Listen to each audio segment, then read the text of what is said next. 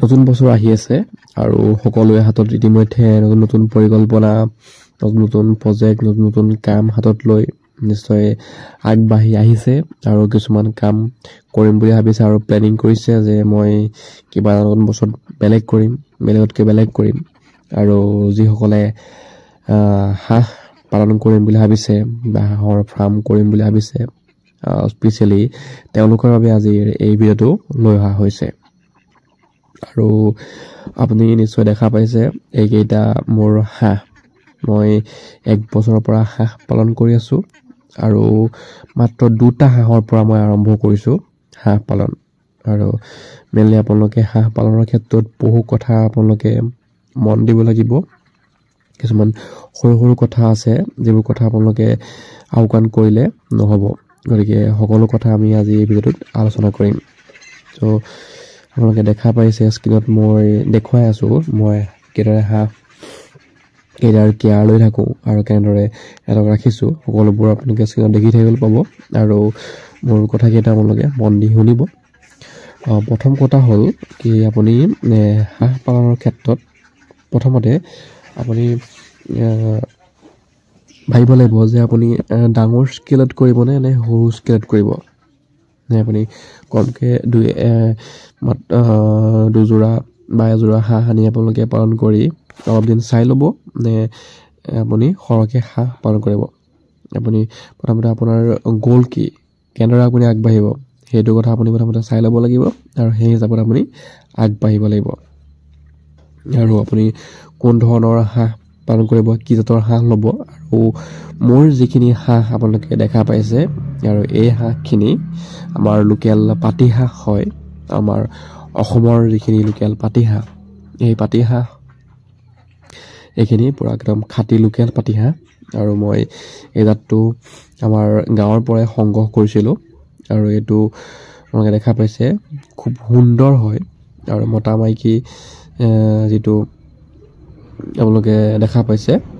চিনি পোৱাটো সহজ বহুত ধুনীয়া কালাৰৰ হয় আৰু প্ৰথম কথা সেইটোৱে যে আপুনি প্ৰথমতে এৰ জাতটো বাছি ল'ব লাগিব আপুনি কোনটো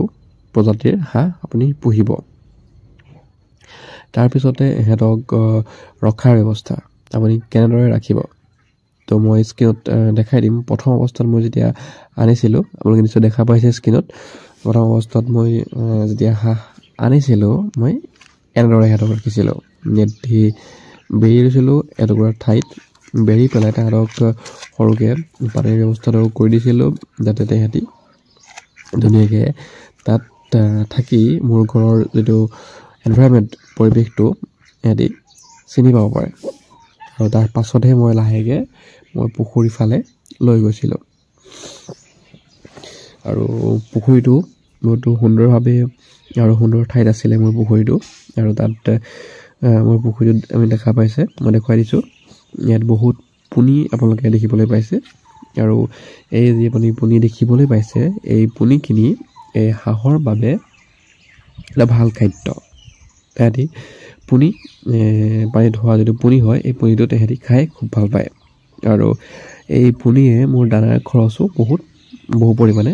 কমাই দিলে আৰু তাৰপিছত মোৰ লাহে লাহে হাঁহকেইটা ডাঙৰ হ'বলৈ ধৰিলে তাৰপিছতে কণীৰ পৰা আৰম্ভ কৰিলে আৰু কণীৰ পৰাৰ পিছত পোৱালি উলিওৱাৰ পিছত এটা দুটাকৈ তেনেকৈ পোৱালি উলিওৱাৰ পিছত লাহে লাহে পোৱালিবোৰ ডাঙৰ হৈ পেলাই আপুনি নিশ্চয় দেখা পাইছে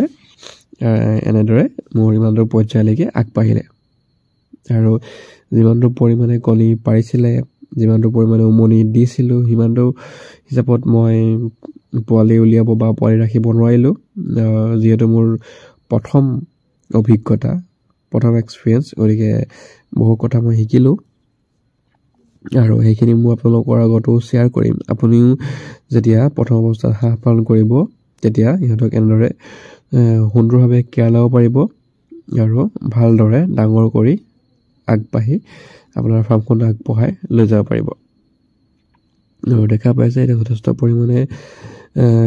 ধুনীয়া ডাঙৰ হৈছে হাঁহকেইটা আৰু মেইনলি তাৰপিছত আপুনি খোৱা বোৱাৰ যত্ন ল'ব লাগিব কি খাবলৈ দিব ক'ত ৰাখিব কেনেদৰে ৰাখিব সেইকেইটা আপুনি যত্ন কৰিব লাগিব ভালদৰে সেইখিনি আপুনি গুৰুত্ব দিব লাগিব আৰু এতিয়া আপুনি নিশ্চয় দেখা পাইছে মোৰ এই বাৰীৰ পুখুৰীটো একদম ধুনীয়া চাফা হৈ আছে আৰু গোটেইকেইটা হাঁহে মিলি একদম পূৰা পুখুৰীটো চাফা কৰি দিলে প্ৰথম অৱস্থাত ইয়াত পুনিয়ে পূৰা নধৰা হৈ আছিলে আৰু এতিয়া সুন্দৰভাৱে পুখুৰীটো একদম চাফা হৈ আছে আৰু মিলে আপোনালোকে দানা দিব লাগিব ধান দিব লাগিব তুঁহ আৰু সদায় আপুনি ধান দি থাকিলেও নহ'ব বেলেগ বেলেগ আপুনি তুঁহ পলিচ দি ধুনীয়াকৈ সিহঁতক খুৱাই বুৱাই ৰাখিবলৈ ডাঙৰ কৰিব লাগিব আৰু এনেদৰে আপুনি প্ৰথম অৱস্থাত আপুনি হাঁহ পালন কৰি আপুনি নিজৰ অভিজ্ঞতাখিনি গোটাই ল'ব পাৰে আৰু তাৰপিছত আপুনি ডাঙৰ স্কেলত আপুনি হাঁহ পালন কৰিবলৈ ধুনীয়াকৈ পাৰিব